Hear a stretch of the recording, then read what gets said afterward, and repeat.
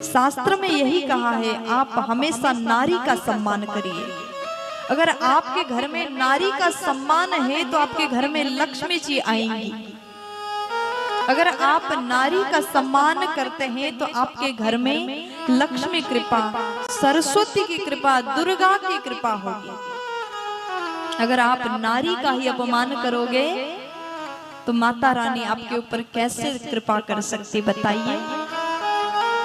हमेशा नारी का सम्मान करो, क्योंकि अभी आप जिस घर में रहते हैं ना, उस घर को बनाने के लिए भले आपने पैसा लगाया हो, आपने कमाई किया, खर्चा किया, करोड़ों के मकान बनाए, लेकिन केवल बिल्डिंग बनाने से वो घर घर नहीं बनता।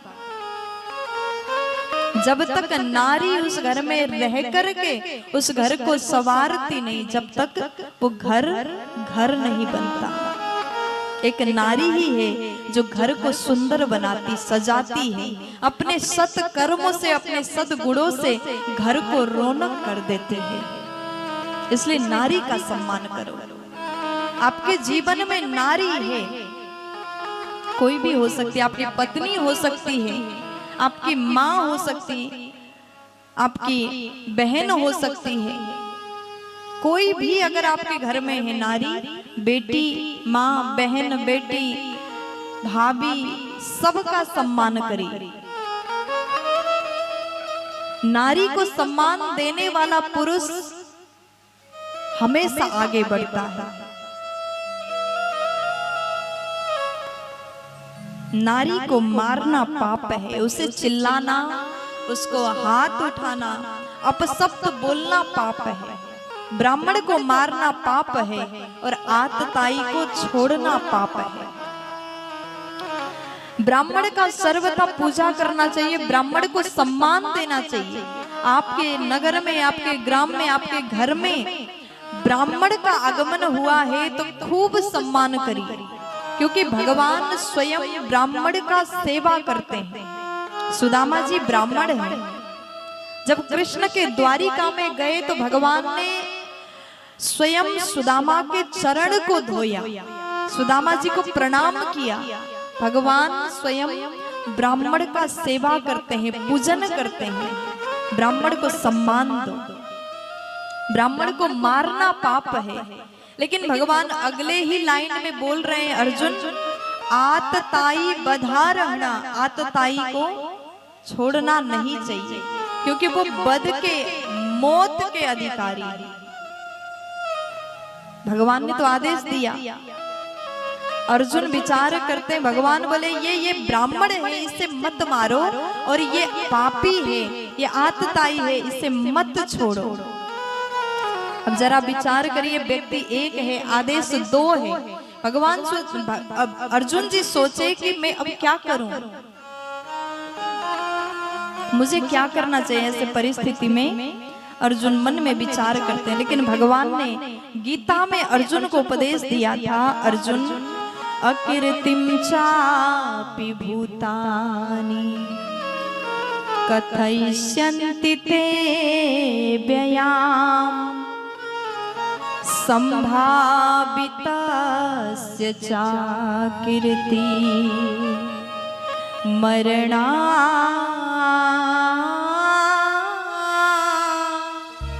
दतिरिच्यते। भगवान ने अर्जुन से कहा था कि अर्जुन, महाभारत का युद्ध जब हो रहा था, भगवान ने युद्ध के बीच में गीता का उपदेश दिया।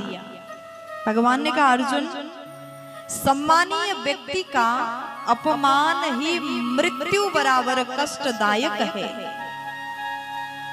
आज भगवान कृष्ण की बात अर्जुन याद कर रहे हैं, और अश्वत्थामा के सिर में एक मणि था, उसको तलवार से निकाला, अपमानित करके शिविर से धक्का मार के बाहर कर दिया।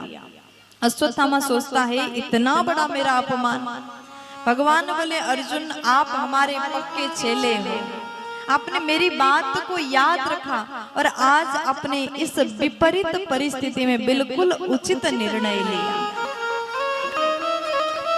इसलिए गीता का अध्ययन करिए। गीता एक ऐसा ग्रंथ है गीता स्वयं भगवान कृष्ण की वाणी है। अगर गीता पढ़ोगे, आज अंग्रेज गीता को पढ़ रहे हैं, अपने जीवन में कोई भी समस्या आ रहा हो गीता को पढ़ करके समाधान ढूंढ रहे हैं, लेकिन हम लोग भूल रहे गीता उन लोगों का नहीं, हमारा है। अपने चीज को, अपने ग्रंथ को हम भूल गए।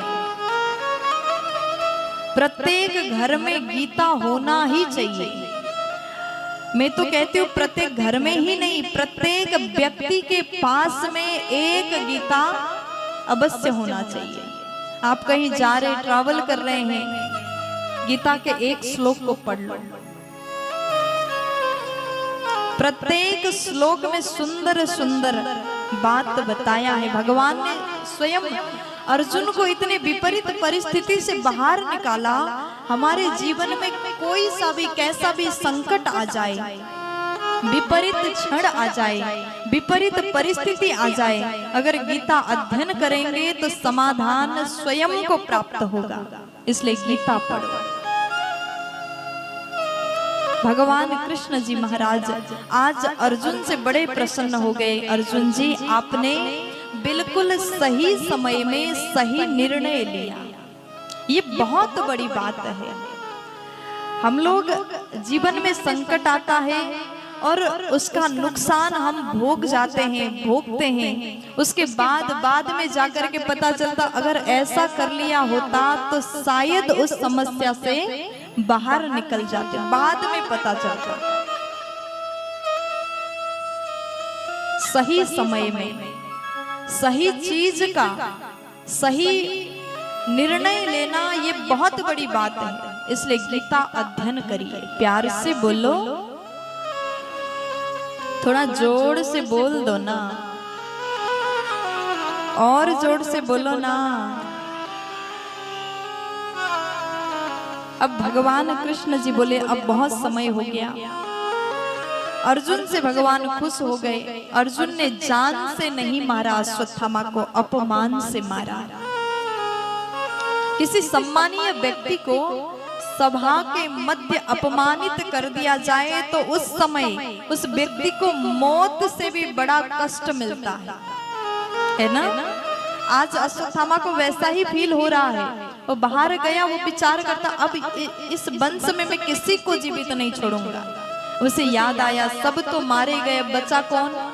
तो उसको याद आता है उत्तरा देवी के गर्भ में एक बालक पल रहा है। वो बालक कौन है? राजा परीक्षित जी। आज देवी उत्तरा आराम से बैठी हैं। अश्वत्थामा ने ब्रह्मास्त्र प्रहार किया। मैया उत्तरा अत्यंत कष्ट में आ गई। भगवान कृष्ण द्वारिका जाने के लिए रथ में बैठ गए।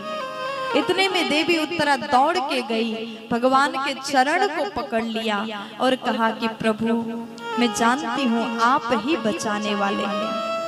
मैया ने बड़े भाव से स्तुति गाया, पाहि पाहि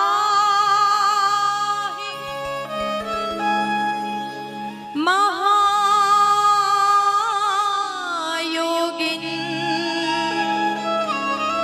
देव देव जगत्पते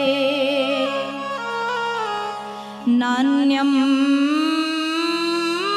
त्वदभयं पश्ये यत्र मृत्यु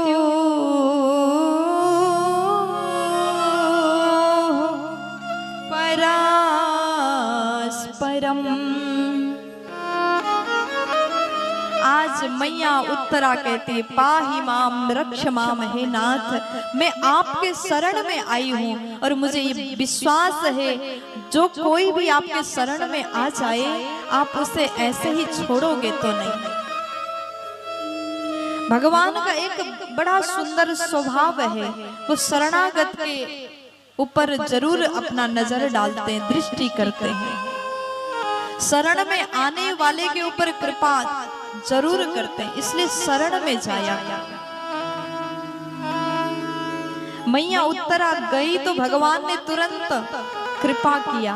आज मैया उत्तरा बोली कि प्रभु मैं जानती हूँ बचाने वाले केवल आप हैं और मुझे भरोसा है जो व्यक्ति जो भक्त आपके चरण में आकर के गिर गया उसे आप ऐसे ही इग्नोर तो नहीं करोगे, ये भरोसा है मुझे। इसलिए नाथ मैं भले ही मर जाऊं इस बालक को आप बचा लीजिए। मैया उत्तरा ने भाव से प्रार्थना किया। तुरंत भगवान छोटा सा अंगुष्ठ मात्र रूप बना करके मां के गर्भ के भीतर गए और राजा परीक्षित का रक्षा किया।